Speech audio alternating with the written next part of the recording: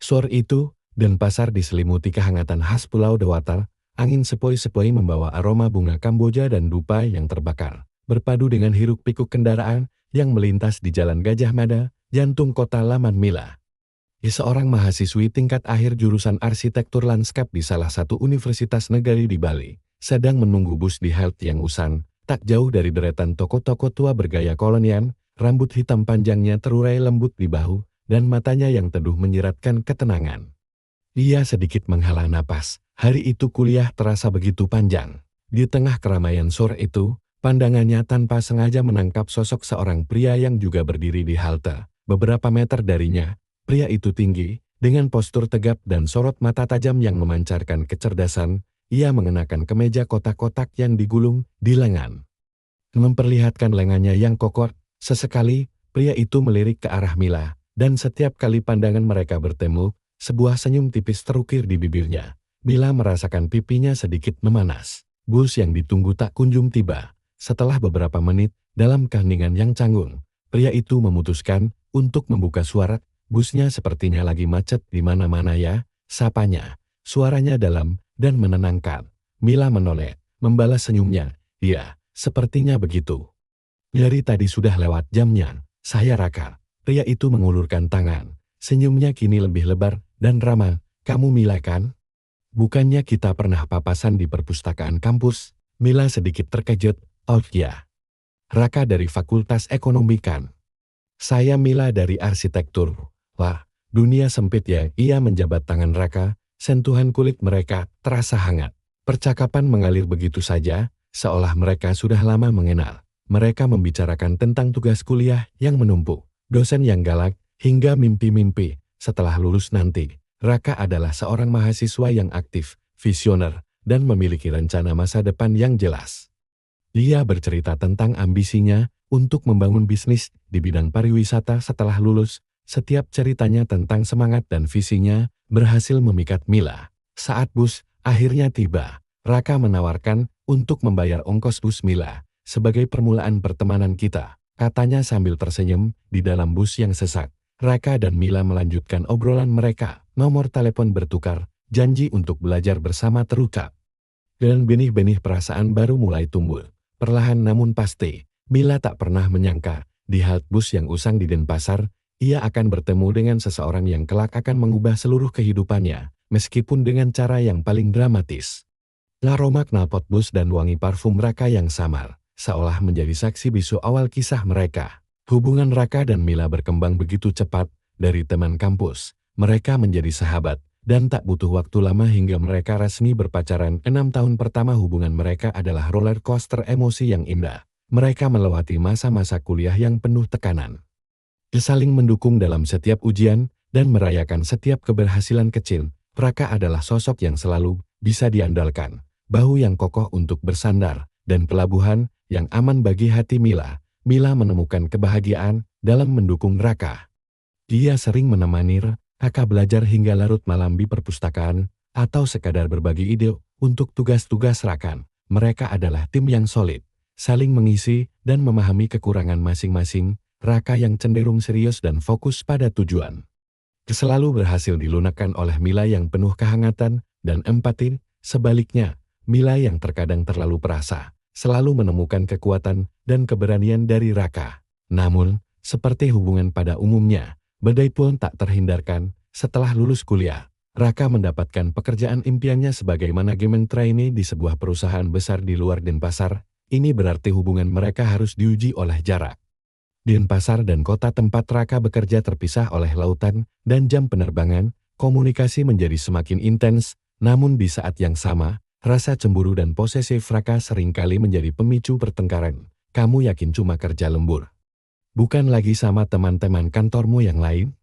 Suara Raka terdengar tegang di telepon. Suatu malam, Mila menghela napas. Raka, aku sudah bilang berkali-kali, aku lembur ini demi masa depan kita juga kan? Jangan cemburu berlebihan begini, dong. Raka memang posesif, dan terkadang kecemburuannya terasa mencekik. Mila, yang selalu berusaha setia dan jujur, harus berulang kali menjelaskan, memberi pengertian, dan meyakinkan bahwa hatinya hanya untuk Raka. Ia selalu mengalah, karena ia tahu, di balik kecemburuan itu, Ada rasa takut kehilangan yang besar dari Raka. Ia percaya, cinta mereka cukup kuat untuk menembus segala rintangan, termasuk jarak dan kecemburuan. Alhamdulillah, hubungan mereka berjalan lancar 6 tahun dalam ikatan cinta yang tak terputus. Mereka yakin merekalah belahan jiwa yang ditakdirkan bersama. Mereka tidak tahu, ujian terbesar mereka baru akan dimulai. Setelah 2 tahun berjuang dengan hubungan jarak jauh, kabar baik akhirnya datang menghampiri Mila. Ia mendapatkan promosi jabatan sebagai supervisor di firma arsitektur tempatnya bekerja. Ini adalah bonus yang luar biasa, tak hanya peningkatan karir, tetapi juga kesempatan untuk kembali ke Denpasar. Aku dimutasi kembali ke Denpasar, Raka. Teriak Mila penuh kegembiraan saat menelepon Raka. Raka pun tak kalah bahagia. Ia sudah mendapatkan pekerjaan tetap di sebuah perusahaan pariwisata yang mapan di Denpasar. Mewujudkan salah satu ambisinya, setelah lulus ini adalah titik balik bagi hubungan mereka. Jarak yang selama ini memisahkan kini lenyap. Mereka bisa bertemu setiap hari, makan siang bersama, dan menghabiskan malam minggu layaknya pasangan lain. Kedekatan ini mempererat ikatan mereka. 8 tahun sudah mereka pacaran. 8 tahun adalah waktu yang sangat panjang, cukup untuk mengenal luar dan dalam masing-masing. Bahkan kedua keluarga mereka sudah sangat akrab. Orang tua Mila sudah menganggap Raka seperti anak sendiri, begitu pula sebaliknya. Pembicaraan tentang masa depan yang lebih serius pun semakin sering muncul. Mereka berdua merasa sudah siap. Mila, rasanya 8 tahun ini sudah cukup jadi bukti ya. Raka memegang tangan Mila di bawah meja makan sebuah restoran seafood di Jimbaran. Senja jingga melukis langit Bali. Menjadi saksi bisu, aku rasa sudah saatnya kita naik ke jenjang selanjutnya. Kamu mau kan jadi pendamping hidupku? Mila tersenyum, matanya berkaca-kaca. Tentu saja, Raka, aku mau. Raka pun memutuskan untuk segera melamar Mila secara resmi. Acara lamaran digelar sederhana namun hikmat di rumah Mila, dihadiri oleh kedua keluarga. Senyum bahagia tak lepas dari wajah Mila. Ini adalah satu tahap lagi, lembaran baru akan mereka lalui bersama. Segala pernak-pernik pernikahan, mulai dari gedung, catering, hingga desain undangan, sepenuhnya diserahkan kepada Mila dan keluarganya. Raka, dengan pekerjaannya yang sangat padat dan waktu yang tak cukup memaklumi kesibukannya, Mila sangat memahami. Ia berpikir, Raka sudah bekerja keras demi masa depan mereka. Jadi wajar jika ia tak bisa terlibat penuh dalam persiapan pernikahan. Raka selalu berkata, terserah kamu saja, sayang, aku percaya pilihanmu pasti yang terbaik. Mila merasa sangat dicintai dan dihargai. Ia tak pernah menyangka, di balik semua kebahagiaan dan kepercayaan itu, ada sebuah badai yang siap datang, menghantam, dan hampir menghancurkan segalanya. Semakin mendekati hari pernikahan, Raka menunjukkan perubahan sikap yang drastis. Ia yang dulunya selalu ceria, penuh perhatian, dan antusias memberikan pendapat, kini menjadi cuek dan mudah tersinggung. Setiap kali Mila bertanya atau meminta saran mengenai persiapan pernikahan, Raka hanya menjawab, terserah, baiknya saja, atau kamu saja yang putuskan. Jawaban yang sama selalu diulang, seolah ia tak peduli lagi. Mila mulai merasa ada yang tidak beres. Kata orang, mengurus pernikahan memang bisa membuat mempelai stres. Bobot Mila bahkan turun 4 kilogram karena kelelahan dan pikiran. Ia mencoba memahami, mungkin Raka juga merasakan tekanan yang sama. Namun, sikap Raka semakin mengkhawatirkan. Dia tidak lagi menelepon hanya untuk menanyakan kabar, atau sekadar memastikan Mila sudah makan atau belum. Sinta yang selalu mencari dan menunggu kabar dari Raka. Puncaknya adalah saat Mila membawa contoh undangan untuk dicetak. Ia sudah memilih desain yang paling ia sukai. Perpaduan motif tradisional Bali dengan sentuhan modern, mencerminkan cinta mereka pada budaya lokal. Ia menunjukkan contoh itu kepada Raka dengan penuh semangat. Berharap Raka akan terkesan, namun Raka hanya diam dan mematung, menatap undangan itu dengan pandangan kosong. Jadi, gimana menurutmu, Raka? Bagus, kan? Aku suka sekali dengan desain ini, kata Mila, mencoba memecah keheningan yang menyesakan. Raka tidak menjawab, ia hanya menghela napas panjang, lalu memalingkan wajah. Kesabaran Mila habis, sudah 80% semua persiapan pernikahan telah diselesaikan. Mila melakukannya dengan sepenuh hati, dengan semangat membara, karena ia tahu ini memang untuk kebahagiaannya, untuk masa depan mereka. Namun, Randy seolah terpaksa, tidak ada sedikit pun antusiasme. Jadi mau kamu apa, Raka? Mila akhirnya meledak, suaranya menindih, menahan emosi yang meluap. Apa kita batalkan saja semuanya? Raka menoleh, menatap Mila dengan mata lelah. Iya, sebaiknya kita tunda dulu pernikahan kita, katanya sambil menghampiri Mila, mencoba meraih tangannya. Pernyataan Raka bagaikan petir yang menyambar di siang bolong. Dunia Mila terasa berhenti berputar. Ada kecewa, marah, sedih, dan kebingungan yang campur aduk menjadi satu. Air mata langsung berderai tak tertahankan. Raka mencoba membelai rambut Mila. Aku belum siap. Mila terhenyak mendengar kalimat itu, belum siap. Setelah 8 tahun pacaran, 8 tahun ia menunggu, 8 tahun ia setia, 8 tahun ia membangun mimpi bersama Raka. Dan sekarang Raka bilang belum siap. Amarah menguasai dirinya. Mila berdiri tegak, menatap wajah Raka yang lusuh dan pucat. Tanpa sadar, tangannya spontan menampar pipi Raka dengan keras. Suara tamparan itu menggema di ruangan, memecah keheningan yang tadinya mencekik. Mila tak bisa lagi menahan tangisnya, ia berlari keluar. Meninggalkan Raka yang terpaku, tenggelam dalam isak tangis yang pilu. Hari pernikahan tinggal hitungan jari, namun kini, segalanya terasa hancur.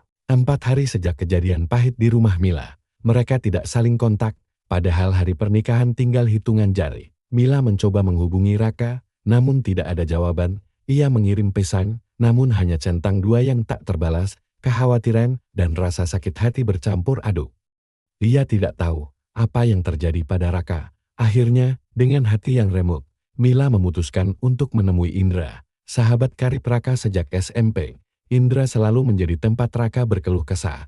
Mila memohon, mendesak Indra untuk mengatakan apa yang sebenarnya terjadi pada Raka. Indra awalnya ragu, terlihat tidak enak hati, namun, melihat betapa hancurnya Mila, ia akhirnya luluh. Rakan dia sedang bimbang. Indra memulai, suaranya pelan dan hati-hati. Beberapa minggu ini, mantan pacarnya waktu SMA, namanya Anggi, kembali datang ke Denpasar. Dunia Mila terasa runtuh. Untuk kedua kalinya, mantan pacar. Setelah 8 tahun bersamanya, Raka masih bimbang karena mantan pacar. Hatinya bagai diremas. Indra melanjutkan ceritanya. Anggi itu cinta pertamanya Raka. Mereka dulu putus karena Anggi harus pindah ke luar negeri. Sekarang dia kembali, dan Raka, dia merasa hubungannya dengan Anggi belum selesai. Indra menambahkan bahwa hari itu, Raka dan Anggi sudah berjanji bertemu di sebuah kafe. Mila merasakan air matanya kembali berderai, sedih, kecewa, dan amarah meluap-luap. Tidak hanya itu, melalui adiknya, Budi, yang bekerja di salah satu operator seluler yang Raka gunakan, Mila mendapati sebuah bukti yang lebih menyakitkan. Di sebuah printout percakapan yang intens selama 2 pekan terakhir antara Raka dan Anggi, isi percakapan itu begitu mesra, penuh rayuan dan kenangan masa lalu yang seolah menghidupkan kembali bara api yang sudah padam. Pantaslah, Raka tidak perhatian lagi padanya.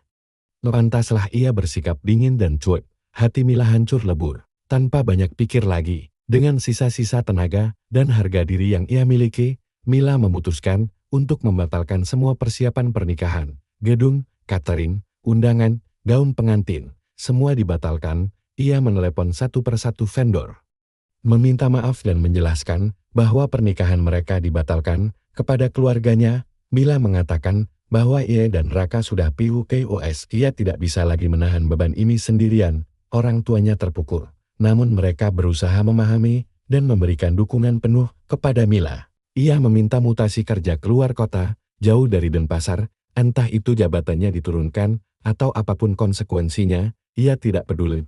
Ia hanya ingin pergi, menghilang, dan memulai lembaran baru di tempat yang tidak ada kenangan Raka kepada rekan kerjanya. Ia mewanti-wanti agar jangan memberitahu keberadaannya pada siapapun, bilang saja aku sudah berhenti. Pesannya penuh penekanan. Juga pada keluarganya, ia menyuruh mereka menutup rapat-rapat keberadaannya. Mila ingin menghilang tanpa jejak. 2 minggu berlalu, Mila menjalani hidup terasing dan hampa di kota barunya. Sebuah kota kecil di pesisir timur Bali. Ia menyewa sebuah kotak sederhana dekat pantai, jauh dari keramaian dan hiruk-pikuk Denpasar. Setiap pagi, ia bangun dengan mata sembab, menatap pantulan dirinya di cermin. Mencoba mengenali wanita yang penuh luka itu, rasa sakit hati yang mendalam menggerogoti setiap sel tubuhnya. Ia merasakan kehampaan yang luar biasa, seolah sebagian jiwanya telah direnggut. Ia melampiaskan kesedihan dan sakit hatinya dengan gila kerja. Jam kerjanya menjadi tidak terbatas. Ia mengambil setiap proyek baru, mengerjakan hingga larut malam, bahkan seringkali sampai pagi. Ia berharap dengan tenggelam dalam pekerjaan, ia bisa melupakan rasa sakit itu, mengalihkan pikirannya dari pengkhianatan yang baru saja ia alami. Namun, setiap kali ia berhenti bekerja, bayangan Raka dan Anggi kembali menghantui. Setiap kali ia melihat pasangan lain yang berbahagia, hatinya kembali teriris. Ia merasa seperti pecundang, seperti wanita yang tidak pantas dicintai. Malam itu, Mila lembur lagi. Jarum jam menunjukkan pukul 11 malam. Ia baru saja selesai memeriksa layout desain yang harus segera dikirimkan. Dengan tubuh yang lelah dan pikiran yang kalut, ia berjalan menuju lobi kantor yang sudah sepi. Lampu-lampu lobi temaram menambah suasana murung.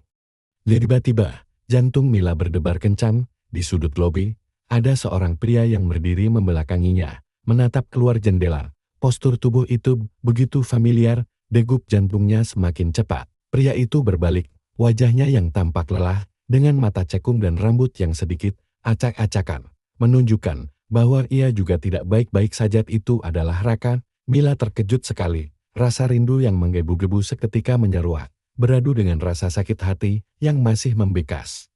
Rasanya ingin sekali ia berlari memeluk pria itu, menumpahkan segala kerinduan dan amarah yang selama ini ia pendam. Namun, mengingat perbuatan Raka, Mila berusaha memasang wajah datar, menunjukkan ketidakpedulian. Ia mencoba terlihat kuat, meskipun di dalam hatinya, badai emosi sedang berkecamuk. Pertemuan yang tak terduga di lobi kantor itu adalah awal dari sebuah konfrontasi yang tak terhindarkan, dan pengungkapan yang mungkin akan mengubah segalanya. Raka berjalan mendekat, langkahnya pelan dan ragu, matanya menatap Mila penuh penyesalan. Mila, aku tahu aku salah besar. Aku sudah mencari kamu kemana-mana seperti orang gila. Suaranya serak, penuh kelelahan. Mila tetap diam, membiarkan Raka berbicara. Ia butuh penjelasan, dan ia butuh kejelasan. Ia memberikan waktu untuk Raka menjelaskan semuanya. Raka menarik napas dalam-dalam, lalu mulai bercerita. Ia menjelaskan bahwa hubungannya dengan Anggi memang cinta pertamanya, dan ketika Anggi kembali, ia merasa bimbang, ada nostalgia, ada kenangan masa lalu yang indah, yang sempat mengaburkan pandangannya. Namun, saat janji temu di kafe dengan Anggi hari itu, Raka menyadari bahwa Anggi tidak lagi sama. Ia juga menyadari bahwa hubungannya dengan Anggi sudah lama berakhir.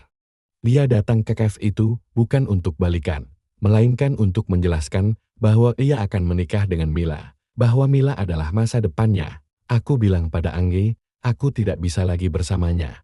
Aku bilang aku akan menikah dengan wanita yang mencintaiku, yang menemaniku berjuang selama 8 tahun. Wanita itu kamu, Mila, ucap Raka. Suaranya bergetar, tapi setelah itu, kamu menghilang. Aku mencari kamu kemana-mana, ke rumahmu, ke kantormu, ke teman-temanmu. Tidak ada yang tahu kamu di mana. Aku seperti orang gila, Mil. Aku merasa sangat kehilangan dan menyesali atas keacuhanku kemarin. Terlihat jelas wajah Raka yang sangat lelah, dengan mata yang cekung kurang istirahat. Ia terlihat lebih kurus dari sebelumnya. Mila menatapnya, ada iba yang menyelinap di hatinya. Ia tahu, Raka juga merasakan sakit. Aku minta maaf, sayang. Aku minta maaf telah menyakitimu. Aku minta maaf telah membuatmu kecewa. Raka berlutut di hadapan Mila, tangannya menggenggam jemari Mila erat. Kumohon, Mila, tetaplah di sampingku. Aku tidak bisa hidup tanpamu. Jadilah istriku. Mila melihat ketulusan di mata Raka. Dia melihat penyesalan yang mendalam. Ia tahu, di balik semua kesalahan ini, Raka masih mencintainya, dan yang terpenting, ia juga masih sangat mencintai Raka. Ia memeluk Raka dengan erat, menumpahkan segala tangis dan rasa sakit yang selama ini ia pendam. Pelukan itu adalah obat, adalah pengampunan, dan adalah janji. Aku maafkan kamu, Raka, bisik Mila di sela tangisnya. Tapi jangan pernah ulangi lagi. Jangan pernah membuatku meragukan cintamu. Raka mengangguk, memeluk Mila lebih erat. Mereka berdiri di lobi kantor yang sepi itu, di bawah temaram lampu. Berjanji untuk memulai kembali. Mereka merancang perkawinan yang indah bersama, dengan lebih banyak komunikasi, lebih banyak kejujuran, dan lebih banyak kepercayaan. Raka pun meminta maaf kepada keluarga Mila atas kesalahannya. Dengan penuh haru, keluarga Mila menerima kembali Raka, melihat penyesalan tulus di matanya. Alhamdulillah, Hingga kini mereka dikaruniai 3 putra dan putri, kehidupan pernikahan mereka penuh warna, dengan segala suka dan duka yang mereka hadapi bersama. Mereka belajar bahwa cinta sejati memang memerlukan perjuangan, pengorbanan, dan kesabaran, bahwa badai pasti berlalu, dan setelah itu akan ada pelangi yang lebih indah. Mereka adalah bukti bahwa terkadang sebuah kesalahan besar bisa menjadi pelajaran berharga yang menguatkan ikatan cinta, menjadikan hubungan mereka lebih sakinah, mawaddah, dan warahmah. Raka dan Mila akhirnya menemukan kebahagiaan sejati setelah melewati ujian terberat dalam hidup mereka.